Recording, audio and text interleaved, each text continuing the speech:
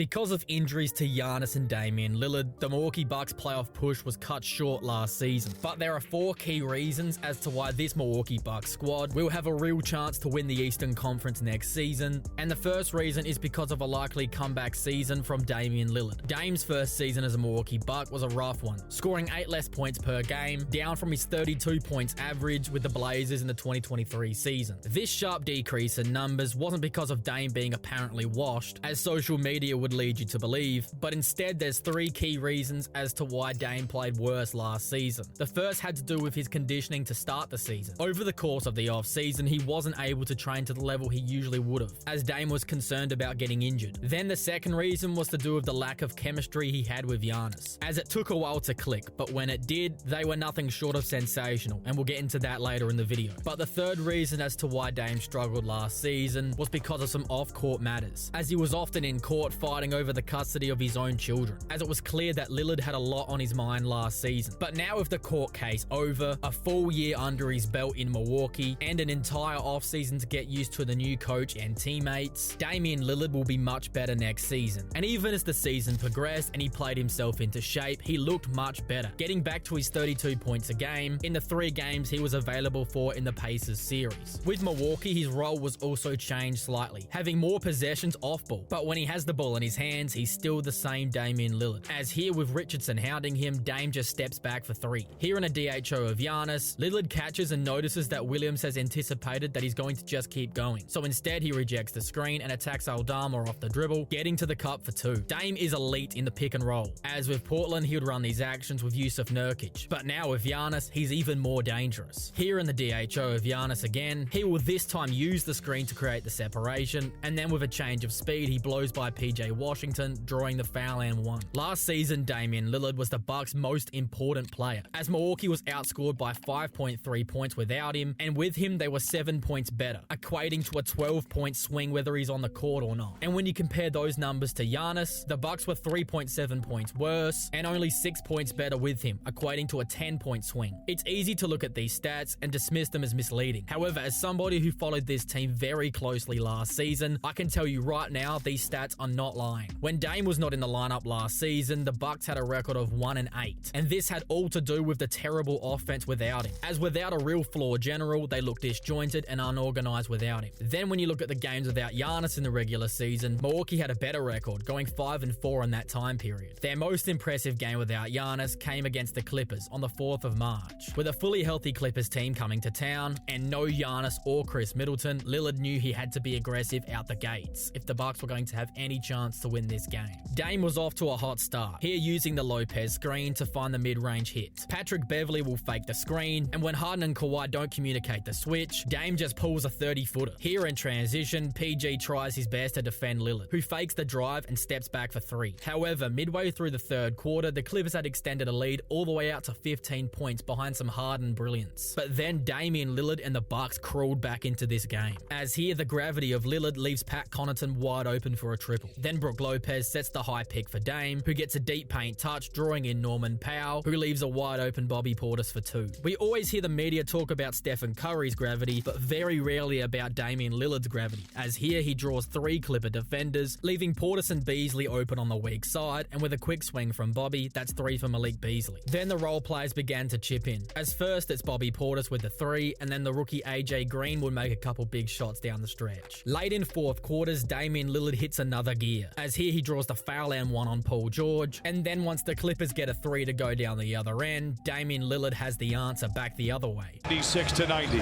Lillard to retaliate. He does! In a game without 2 of their best 3 players, the Bucks executed perfectly down the stretch, turning a 15-point deficit into a 7-point win, behind Lillard's 41 points on 12 of 22 shooting. The second reason why the Milwaukee Bucks will have a real chance to contend in the Eastern Conference next season is because of the newcomers. After the free agency period, most rankings would lead you to believe that the Bucks had a bad offseason, but the fact of the matter is that's blatantly not true. As with the trade market not being as hot as they thought it would be for Brook Lopez, and the limited cap space to make a big move, the Bucks had the best offseason imaginable. First, they upgraded Patrick Beverley with DeLon Wright, who has been a great defender for years now, and even though his jump shot has been a little inconsistent, he was able to shoot 40% from 3 against the Celtics in round 1 of the playoffs. But of course, it's the defensive side of the ball which is his calling card and what the Bucks desperately need. As here with Jones out on the break, he just spikes it away. Here Cam Thomas gets good inside position on Kispert, only to have it swiped away from behind. Here with some help from Kevin Love, they trap Derek White, as Wright uses his quick hands to force the turnover. This possession right here is some elite on-ball defense, as first Jason Tatum struggles to even get the ball across half court and then loses it out of bounds. Here with Jaylen Brown, he'll hold his ground and force the miss. Again one-on-one with the bigger Jaylen Brown down low. He just holds his ground, puts up a good contest, and forces the miss. Forcing misses is exactly what this Bucks defense has been built around, as Brook Lopez is one of the best shot contesters in the league, making DeLon Wright a perfect fit. The second move the Bucks front office made was switching Jay Crowder for Taurean Prince, also on a minimum deal. Last season with the Lakers, Prince was a solid contributor, averaging 8.9 points per game while shooting 39% from three. His defense, similar to a guy like Drew Holiday, isn't going to stuff the stat sheet, as he isn't reaching in risking fouls, as he instead opts to make his defender pick the ball up and get rid of it, forcing the opposing offense to reset. Here with Usman Garuba driving down the lane, Prince is able to come up with the block. Now he'll play the gap perfectly, as once Reeves drives, he quickly stunts over to come up with a steal. You can't be lazy with your passes around Prince either, as first he gets the back tap on Russ, and then later he gets him again. Here Desmond Bane thinks he has an open triple, but it turns out he doesn't. Here Cam Johnson drives down the lane, and from the other side he's able to get the deflection. That right there is an incredible defensive play, being able to reach around Johnson without fouling him. Taurean Prince will be a perfect fit for this Bucks team, and it's not just the defensive side of the ball that he's going to be able to offer this team, but it's the offense too. Here Austin Reeves creates some space for him, and instead of just catching and shooting, he actually attacks the closeout for two. Taurean Prince has a really underrated handle, but he's also a good three-point shooter, as you do have to close out to him, otherwise he'll beat you, as he does here to Chet Holmgren. Now Prince beats his men off the bounce with his baseline jumper. With his solid 3-and-D play, the Bucks have found another great asset to come off the bench. Then the biggest move the Bucks made this offseason was adding Gary Trent Jr., unbelievably on a minimum deal. Gary Trent Jr. turned down over $20 million from Toronto to join the Bucks, as he believes he has a real chance to win a championship, saying, quote, "I'm getting the opportunity of a lifetime." He also has pre-built chemistry with his new backcourt partner Damian Lillard, making him a great fit. Over the past couple of seasons though, Trent has been a little inconsistent defensively, but if he can get back to his peak where he was seemingly in every passing lane with the Blazers, he's going to be the perfect two guard for the Bucks. However, what has stayed consistent in the past years has been his offense, as last season he shot 41% on catch and shoot threes, while being able to score off the bounce also, as here he rolls off a screen to knock it down. Three-point shooting is his calling card, as you really can't leave this guy open. Here the Sixers do, and Flynn finds him for a triple. Here he beats Trae Young with a sidestep to knock it down. With Giannis and Dame demanding so much attention, along with Chris Middleton demanding some of that attention also, Gary Trent is going to get so many open looks with this Bucks team. With Malik Beasley last season, it was a struggle all season long, as they originally signed him when Drew Holiday was still on the roster and had promised him the starting role. But once the Bucks acquired Damian Lillard, the backcourt defense was completely gone and had to ride with Beasley at the 2 spot. This was absolutely never going to work, and we got moments like this. But with Trent Jr. being a solid defender in the past, it will all be down to consistency on that side of the floor if this Bucks team want to be title contenders. The third reason why the Bucks will be a real threat to win the East next season is because of the Dame Giannis connection. Over the first 40 games under Adrian Griffin last season, the Bucks failed to run enough pick and rolls between Giannis and Dame. So when Doc Rivers was hired, they were unable to quickly adjust on the fly, leading to a slow second half of the season. But now with a full off season together, expect to see a lot more pick and roll actions between Giannis and Dame next season. It really is a pick and roll match made in heaven, as Lillard is one of the best shooters in the game, while Giannis is arguably the most dominant roller the league has ever seen. You're either going to give up this, Downtown.